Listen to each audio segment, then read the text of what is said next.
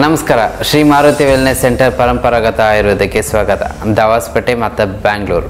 Gastric ಸಮಸ್ಯೆ ಏನಕ್ಕೆ ಬರುತ್ತೆ ಮತ್ತು ಯಾವ ಥರ ಬರುತ್ತೆ, ಡೈಜೆಸ್ಟಿವ್ ಸಿಸ್ಟಮಲ್ಲಿ ಯಾವ ಥರ ಎಫೆಕ್ಟ್ ಬೀಳುತ್ತೆ, ಪ್ಲಸ್ ನಾವು ಯಾವ ಥರ ಡೈಲಿ ರೊಟೀನ್ ಮನೆಯಲ್ಲಿ ಪ್ರತಿಯೊಬ್ಬರಿಗೂ ಕೂಡ ಗ್ಯಾಸ್ಟ್ರಿಕ್ ಇರುತ್ತೆ. ಏನಕ್ಕೆ ಬರುತ್ತೆ ನಮಗೆ ಗ್ಯಾಸ್ಟ್ರಿಕ್ಕು ಅಂತ ಅಂದರೆ ಚರ್ಚೆ ಮಾಡ್ಕೊಂಡು ಹೋಗುವ.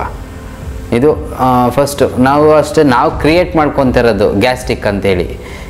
ಏನಕ್ಕಪ್ಪ ಗ್ಯಾಸ್ಟ್ರಿಕ್ ಬರುತ್ತೆ ಅಂತ ಅಂದರೆ ಊಟ ಯಾವ ಥರ ತಿಂತೀವಿ ಅನ್ನೋದ್ರ ಮೇಲೆ ಡಿಪೆಂಡ್ ಆಗುತ್ತೆ.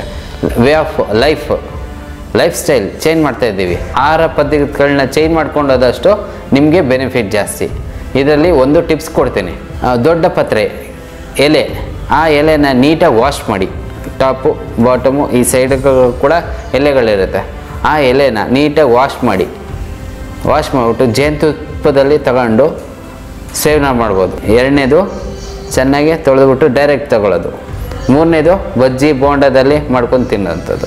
ಶ್ರೀ ಮಾರುತಿ ವೆಲ್ನೆಸ್ ಸೆಂಟರ್ ಪರಂಪರಾಗತ ಆಯುರ್ವೇದ ಚಾನಲ್ ನೋಡಿದ್ದಕ್ಕೆ ಧನ್ಯವಾದ. ಲೈಕ್ ಮಾಡಿ, ಸಬ್ಸ್ಕ್ರೈಬ್ ಮಾಡಿ, ಶೇರ್ ಮಾಡಿ.